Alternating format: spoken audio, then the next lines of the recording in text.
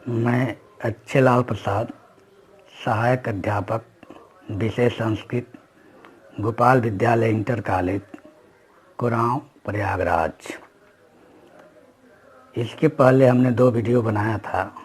पहले वीडियो में प्रत्याहार बनाना बताया था और दूसरे वीडियो में हमने वर्णों का उच्चारण स्थान के विषय में।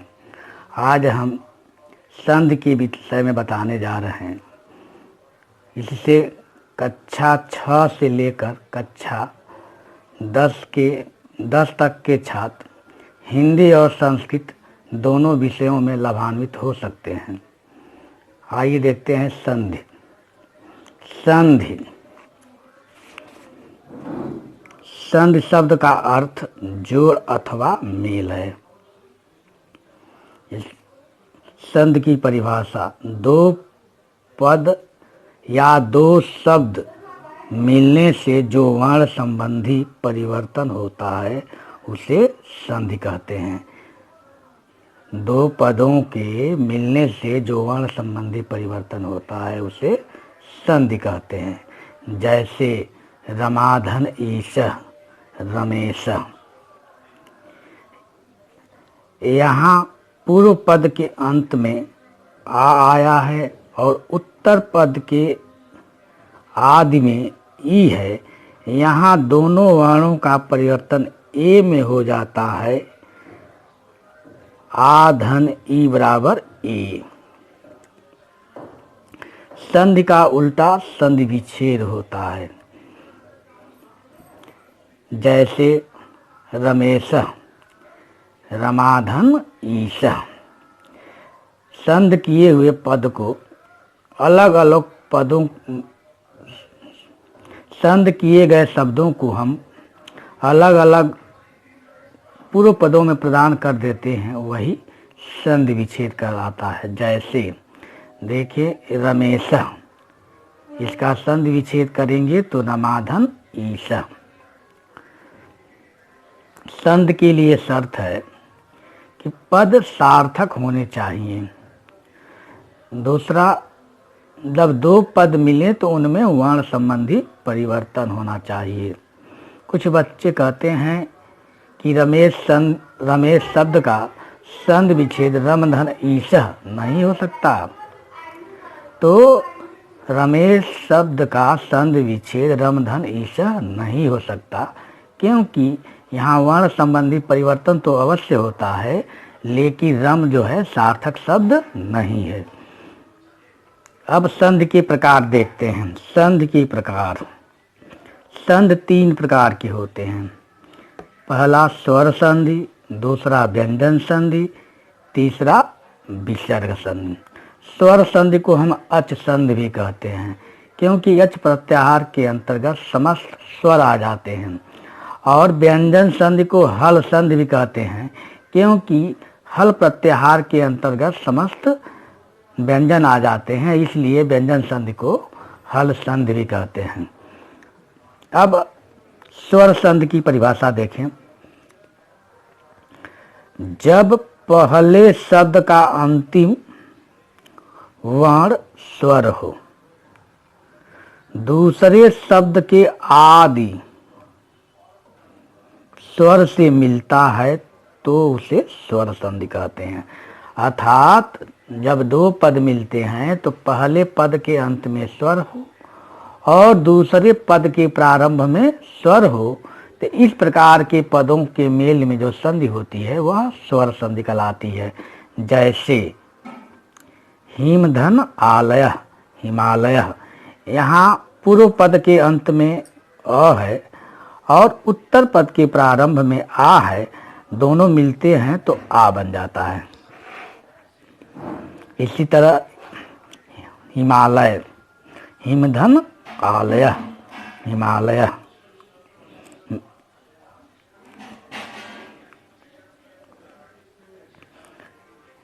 व्यंजन संधि, जब पहले शब्द का अंतिम वर्ण व्यंजन हो, दूसरे शब्द का आदि स्वर या व्यंजन से मिलता है तो इसे व्यंजन संधि कहते हैं। जैसे वाकधन ईश, वागीश। पूर्व पद के अंत में व्यंजन क है और उत्तर पद के प्रारंभ में ई है। इस तरह वाकधन ईश, वागीश। विसर्ग संधि।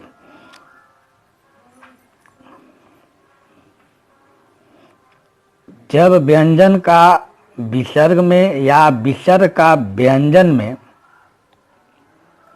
परिवर्तन होता है तो विसर्ग संधि कहते हैं। जब व्यंजन का विसर्ग में या विसर्ग का व्यंजन में परिवर्तन होता है तो उसे विसर्ग संधि कहते हैं। जैसे प्रायः धन चित बराबर प्रायश्चित। यहाँ विसर्ग का स में परिवर्तन हो जा रहा है। अब देखते हैं स्वर संधि के भेद। स्वर संधि के निम्नलिखित भेद हैं। पहला, दीर्घ संधि। सूत्र होता है अक सवाणे दीर्घ। अक प्रत्याहार है। इसके अंदर अ ई उ र, अ ई उ री और ली वर्ण आते हैं। अक। सवर्ण का मतलब होता है समान वर्ण और दीर्घ का मतलब होता है दो मात्रा का समय लेने वाला वर्ण। तो यहाँ जान जाए हरस, जो एक मात्रा का समय लेता है उसे हरस बोलते हैं। जो दो मात्रा का समय लेता है उसे दीर्घ बोलते हैं और जो तीन मात्रा का समय लेता है उसे प्लुत बोलते हैं। तो अ ई उ री ये हरस्व हैं और अ का दीर्घ आ, ई का दीर्घ बड़ी और उ का दीर्घ बड़ा उ होता है। फिर से देख ले, अक एक प्रत्याहार है। इसके अंतर्गत अ ई उ री और ली वर्ण आते हैं। सवर्ण का मतलब होता है समान वर्ण। अ का सवर्ण अ अथवा आ होगा। ई का सवर्ण ई या बड़ी और उ का सवर्ण छोटा उ या बड़ा उ।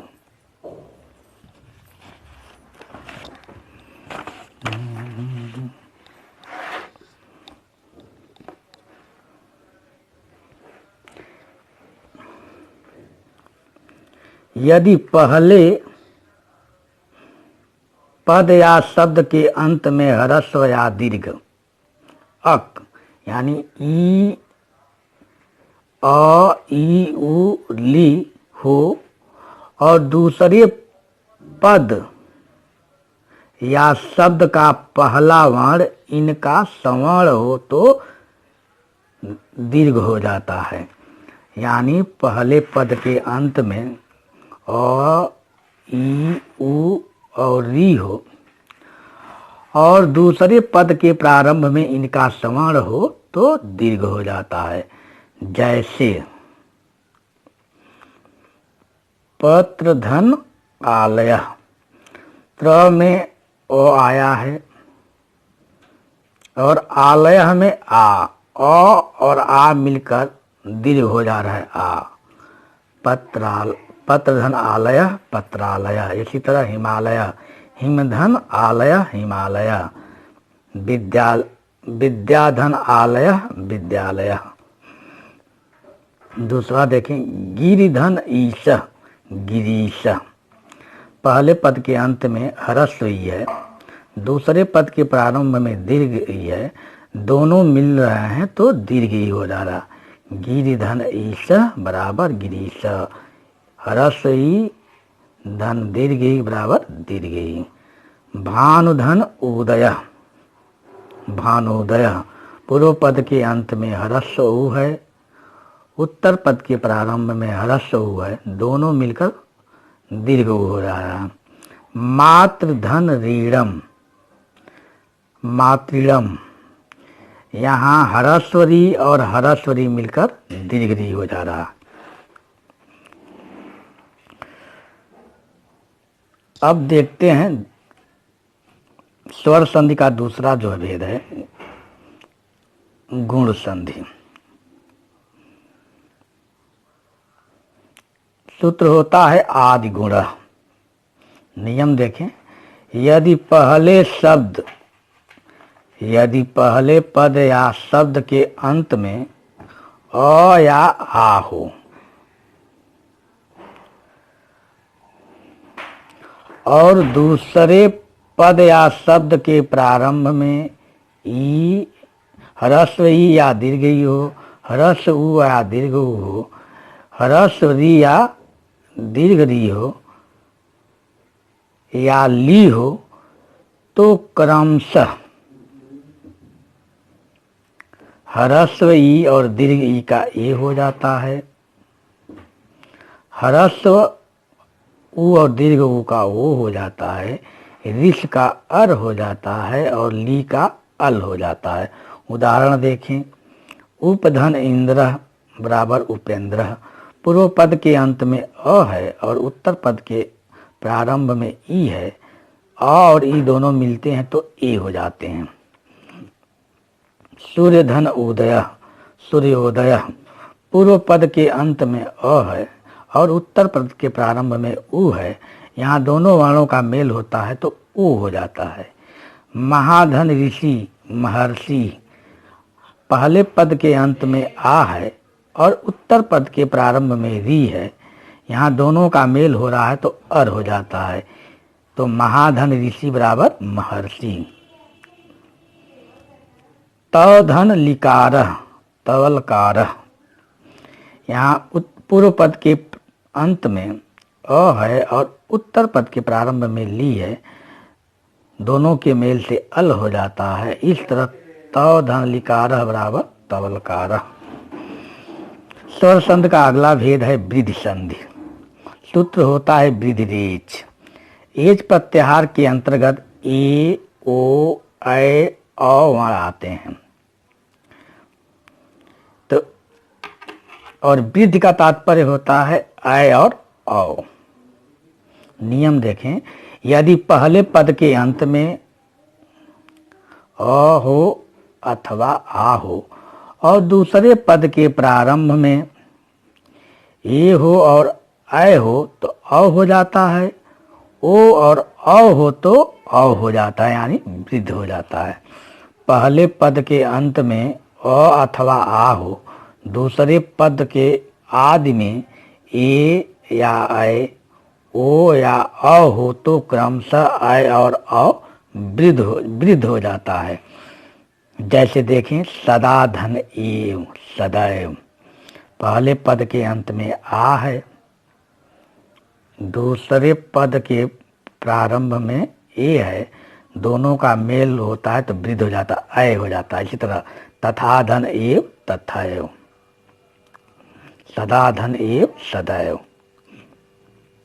बन धन ओसिदः, बनौसिदः। यहाँ पूर्व पद के अंत में अ है और उत्तर पद के प्रारंभ में अ है, दोनों का मेल होता है तो वृद्ध अ हो जाता है।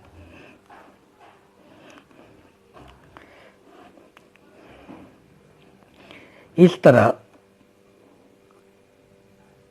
हम आशा और उम्मीद करते हैं कि इस वीडियो को देखकर आपको संधि समझ में आ जाएगा और इसके सहायता से दी गई हुई अभ्यास पुस्तिका में अपना अभ्यास कार्य करेंगे। धन्यवाद।